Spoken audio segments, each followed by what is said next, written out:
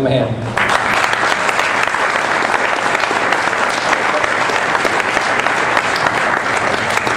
Thanks. So we thought it would be fitting for the 30th anniversary of Empire Strikes Back that we would actually cover Empire Strikes Back Collectibles. And although we titled it 30 Years of Empire Strikes Back Collectibles, we wanted to focus on the really good stuff, the stuff that came out during the release of Empire Strikes Back or shortly thereafter.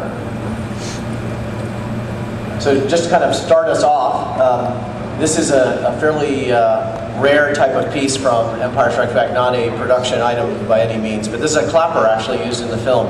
It turned out that there's a few of these in private hands. It turned out that this one surfaced a couple of years ago. It was there are 3 different sizes of clappers they used in the film. So for if you come to the prop panel later on, we'll get into items like this, but basically this type of item is something you have to really spend a lot of time authenticating and researching. And when I acquired it, I was doing a lot of research on all the different clappers.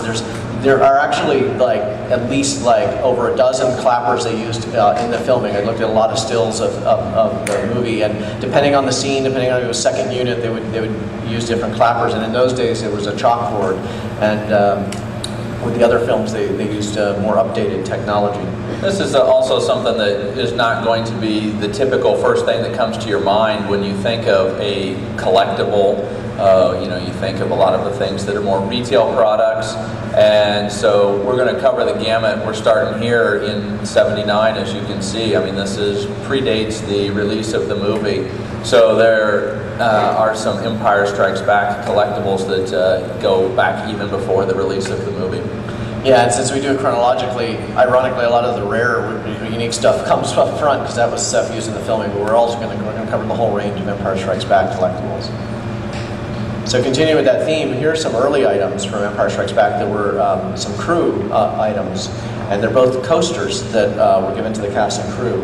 And you can see, if you're really familiar with the Star Wars films and you know the Empire Strikes Back logo, you see that the logo on the left is actually an early version of the logo. If you go to the McQuarrie art show, you'll see a bunch of early cast and crew items that Ralph McQuarrie was designing, and I think there's some that feature this logo. Basically, the THE is done vertically instead of horizontally, instead of the style they use in the standard logo. And then the R2 coaster was another concept they had as well. And you can find these crew items. They do surface from time to time. They made a number of them, for the cast and crew, and they do get into circulation. Cast and crew items is a very popular area of collecting. It can be very challenging, obviously, because of the limited nature of it and the fact that it isn't available to the general public. But it's also very fun and rewarding to have something that was given out to only the cast and crew. For most of the for all Star Wars films, there's obviously cast and crew items, but Gary Kurtz was very big on making gifts and items, T-shirts, and everything like that. So he really branded the Star Wars cast and crew items. So there's a number of different ones that were available from this era, and that's basically due to him. And continuing on that theme, they even did these fun things of these intergalactic passports. Later on, there would actually be a commercial product that they had around this theme, but the idea was on the sets of The Empire Strikes Back, when they were filming in Elstree in London, they had these passports that had different stamps that theoretically gave you access to different sets, although it's not clear how much this was actively used, but that was the concept. So these passports actually are, individually would be different and have different levels of access. And one thing that's kind of interesting, so one of the things that's interesting about this is that they list planets in there like Utapau, that it wasn't until Episode 3 that we'd actually see Utapau as a planet in the Star Wars universe, but early scripts of Star Wars actually referenced that planet. And other crew items are T-shirts. These are just a couple samples. There are actually other ones from The Empire Strikes Back. The one on the left is the logo T-shirt that was generally given, kind of further along in the film when they were starting to market it, but was an internal item. This is the ladies' cut of the shirt. There's also the men's T-shirt as well. The real diehard crew fans try to go after significant variations. Like, I don't know anyone who really collects like small, medium, large, but they'll collect like different cuts, like like men's, women's, children's cuts of different crew clothing. Whereas the one on the right is kind of a cool one. It's a wind-up AT-AT walker that's kind of fallen down. So it's got a little, you can barely see it in the slide, but towards the back it's got a little crank to kind of be a wind-up toy type of thing. And that was an Industrial Light and Magic t-shirt. Another item, now you can see here, here's where the updated Empire Strikes Back logo, so the THE is now kind of almost horizontal as opposed to that R2-D2 coaster. Go back here, the one next to R2-D2, I mean the logo on the left, you see the vertical THE in the Empire Strikes Back, and here now it's more the standard logo. So this was a pewter paperweight that was also given to the crew, and you know, further on in the production. One of this is actually a very hard to find item. This is a wrap party invitation. So when pretty much any movie that shoots, they have a big party when the film wraps. And this was, the slide doesn't really give it a good, you know, perspective on the size, but basically this is kind of a very long invitation. So it's a very unusual shape because it's a kind of a long, thin invitation. And it references things like the Dagobah set. So presumably this is only to people that are aware of what's going on in the movie. You know, as you know, like the planet Dagobah was you know, it's kept secret from most of the public until the film came out. And it wrapped up filming in, I believe it said August of, yeah, it's like the end of August, towards the end of August in 1979. Well, it turned out they actually continued filming The Empire Strikes Back for another month. So they actually had the wrap party a month before they finished all the principal photography because they got behind schedule and they had a lot more shots. But maybe they had scheduled this early, I don't know for sure. But anyway, this has the, you know, the McCory Vader in Flames logo. I believe Prop Store actually had one of these for sale down in the exhibit hall, at least at the beginning of Celebration. I don't know if they still have it, but they do turn up once in a while, but they're exceptionally rare.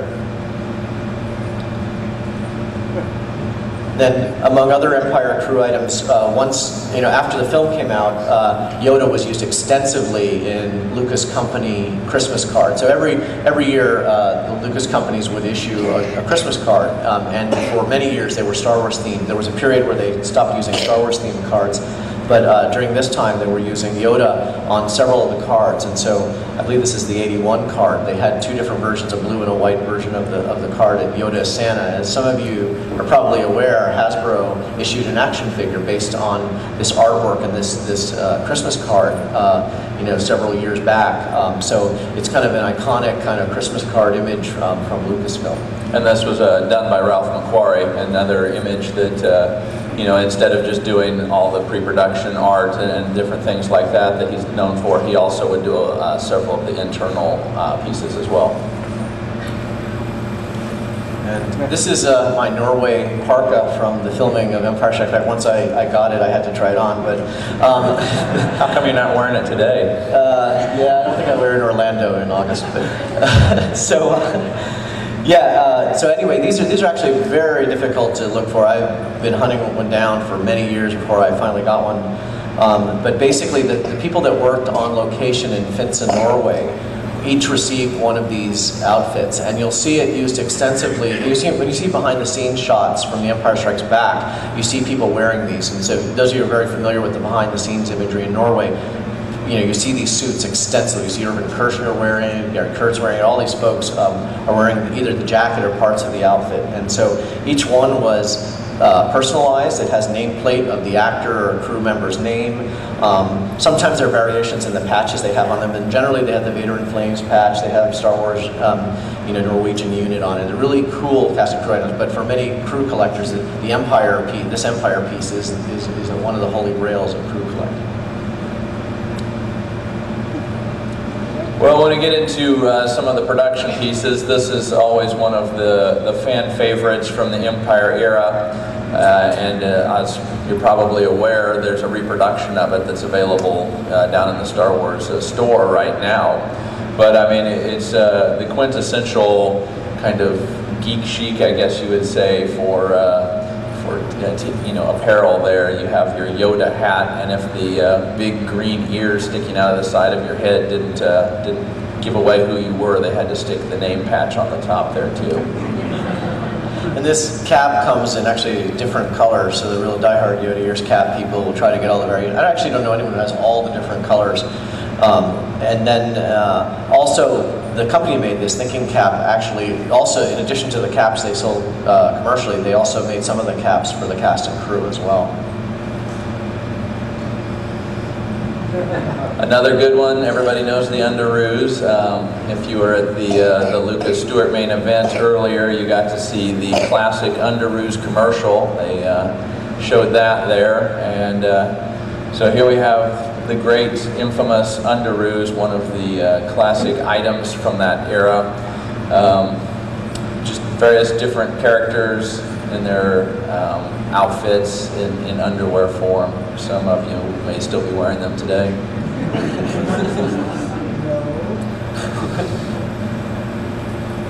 So Wallace Berry did a very nice line of pins and rings, various kinds of jewelry, again geared towards kids. Most of the things you'll see from the Empire era are geared towards kids. There wasn't as much adult or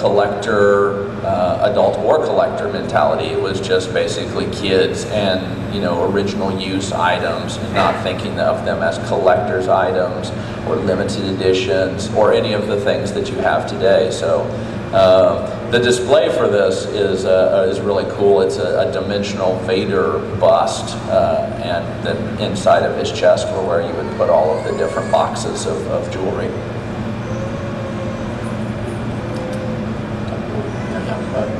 Yeah, and then, you know, Star Wars masks have been around since the very early days, but, you know, this is an Ugnaught mask that came out made of latex, and I don't know, you know, about you guys, anybody who was a kid around this era of Empire coming out. I didn't know many kids that wanted to be an Ugnaught, but it was one of the more detailed latex masks they made. They actually had, you know, separate hair added to it, and fairly detailed and more advanced than some of the earlier rubber masks they were starting to make.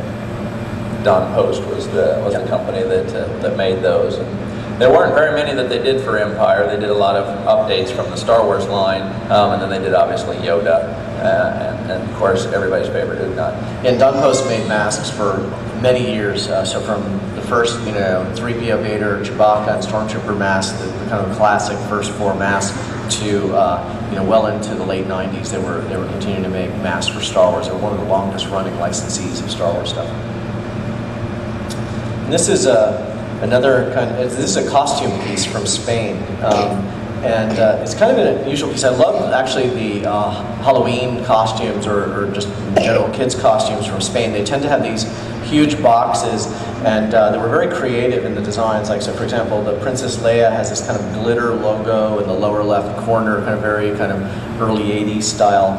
And then, of course, there's this like Flash Gordon gun that doesn't look like any blaster that you ever see in the Star Wars universe, but they decided to go with this like blue and orange blaster to make it, you know, kind of colorful. And then Leia's outfit is actually very similar to her Hoth outfit. It has like kind of the patches on the thighs and so on, but then it has this Falcon patch on it to remind her, you know, she's flying on the Falcon in Empire Strikes Back. So they actually made these costumes for all the different main characters. They're very, very difficult to track down, but this style of costume, I know, continues to Spain, I think, till this day. This kind of the tall box, separate box costumes is a really nice packaging design. Now there was a Luke Bespin that was also from this line, and then the sticker over the breast on that one was a picture of Luke in his Bespin outfit, so, you know, he could look, in case you, oh yeah, okay, that's me, yeah. Yeah. And you'll notice also during this time, you know, they hadn't, when they were branding Star Wars internationally, they would have all of the film titles localized. So in this case, you'll see at the top, El Imperio Contraataca. It's like the shirt I'm wearing, you can see that has the same logo. And they used to, for those films, they would update it in the language for each film. They still do it to some extent. Sometimes on the movie posters they'll do that today. But a lot of times Star Wars now as a global brand will actually be written in English as Star Wars, and you see less of that, of the logos being localized like that. There's a lot of school supplies from this era, things that you could put in your bedroom, and so this is one from Man